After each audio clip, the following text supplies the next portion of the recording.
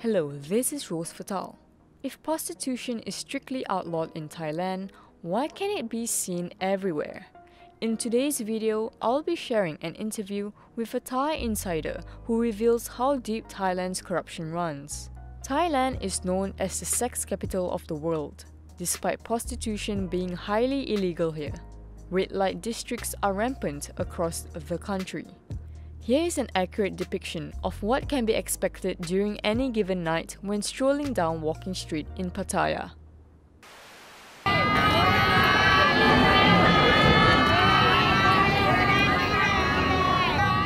The Thai government does more than just turn a blind eye to the problem.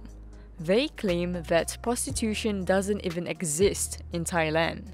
Anyone attempting to bring awareness to Thailand's issues with prostitution and human trafficking runs the risk of being arrested. Many freelance sex workers in Thailand claim that the police regularly do what they can to prevent them from being financially self-sufficient. Methods to disrupt independent sex workers include extortion, violence, and even rape. But why would the Thai authorities pressure sex workers to work for syndicates and brothels? To learn the answers to these questions, as well as Thailand's corruption and hypocrisy, I sat down with a prominent Thai technical communications specialist. She works with the non-profit organization USAID. She has been heavily involved in the Lower Mekong Initiative connecting the Mekong through education and training program. For her own protection, I won't be revealing her identity.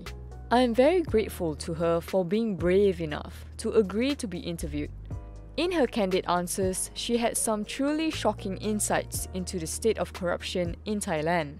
Corruption is part of everyday life and all too often associated with the practices of the Thai police. She shared the realities on Thailand's attitude towards rape victims, the grim truth on how the Thai government and police are involved in the nationwide prostitution racket, as well as how Thailand's wealthy elites are essentially above the law. Disclaimer: this interview took place in a noisy cafe in Bangkok before I had acquired the professional recording equipment that I have today. As a result, the quality of the audio is a little poor. To address this, I've recorded some of my questions again for the benefit of clarity.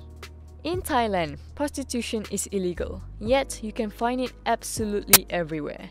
By comparison, in Singapore, where I am from, prostitution is legal but tightly controlled. Singapore, it's legal, but you need to be a registered sex worker. And here it's illegal. Yeah, exactly. It's all in your face. Yeah. It's really interesting. In the Thai context, so many things are illegal that you have all this in your face, yeah. Versus in a lot of other countries where a lot of laws are in place, it's just not enforced. Yeah. Like, when it's legal, but it's more muted. Yeah, exactly. Do Thai police officers and military officials visit prostitutes while they are on duty? Yeah, for sure. For sure. They have like designated clubs and bars or massage parlors that they go to. Or it's like an establishment, it's an institution. Yeah. So like in Ratchada or something, and it's an enclosed space, so you wouldn't, like sometimes you don't see it outside, but you go there for massage and like, you know. Like body massage and all that. So you're telling me that in Thailand, the police, government, as well as the royal family know that rampant prostitution and human trafficking are going on here, but no one is trying to stop it? Everyone knew it was happening, but no one actually talked about it in public. Okay, I guess that's the whole, like, ignore the whole... Don't tell, even though it's in your face. Would you say that politicians in Thailand are involved in these activities? Do those in power have a stake in the sex industry? Get into politics, like you have to be involved in it. If you don't talk about it, you're probably deeper involved in it than you would like to admit. Exactly. I've heard that raids on brothels only happen if these establishments are too open with advertising or fail to pay bribes to the right authorities. Who would you say are responsible for the bribes and extortion? Yes, and the government is the military, so... And the military and government has a lot of shares in different profitable businesses. illegal or illegal, right? Illegal, legal, gray zone. Internet porn is illegal in Thailand. Officially, it is blocked, and yet much of it is still accessible with minimal effort. Why are the measures to ban porn so half-hearted? Actually, let me tell you about it. I mean, acquaintance of mine does a censorship.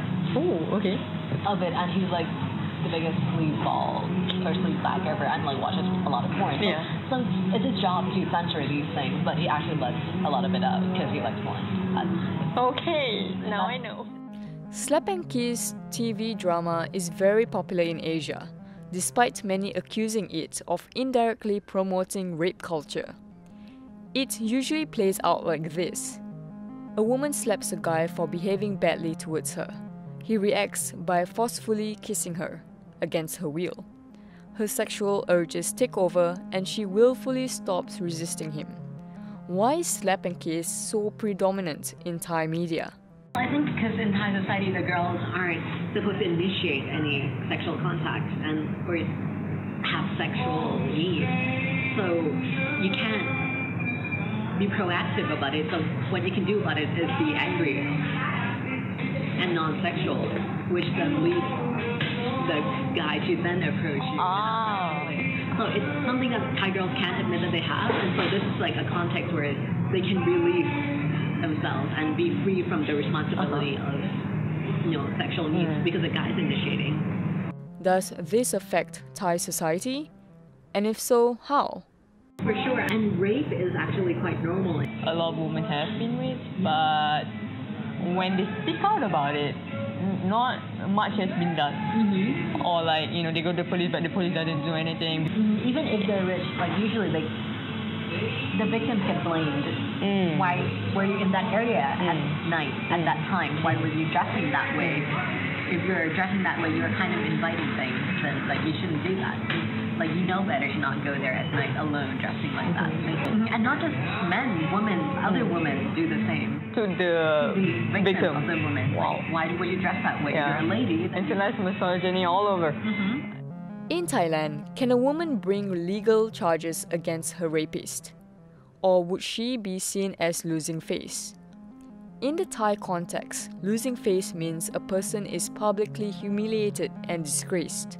Because there probably would be. Because in Thai society, it's like you said, it's about saving face.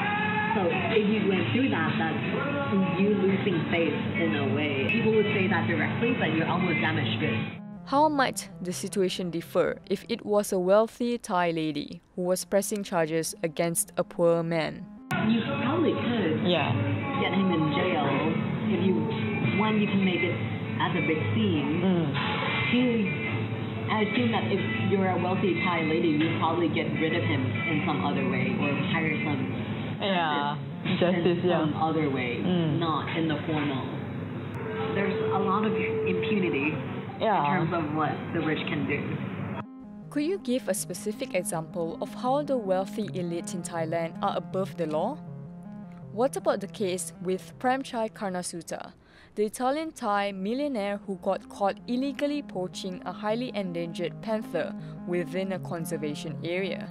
I've also heard about the Italian Thai shooting of black panthers. It's like they went into the conservation area for wildlife, and then because he's rich, he can go in, and then he shot a black panther just because. But it's a really endangered species in Thailand. I think a few weeks before, or a month before, some old grandma who lived beside the forest went into the forest to gather some vegetables for her to make a living, or to cook. And then she got penalized for it because it's conservation area. Okay. Yeah, but like the whole thing about shooting a black panther, killing an endangered species doesn't get you in trouble But he's rich. After Premchai Karnasuta was arrested, the police chief submissively bowed to him at the police station. I was inspired to make this video through a number of experiences I went through while living in Bangkok. On a few occasions, I've witnessed friends of mine being pulled over by the police and being issued fines for no apparent reason. Each time, the police officers made us put away our phones before demanding the money in cash.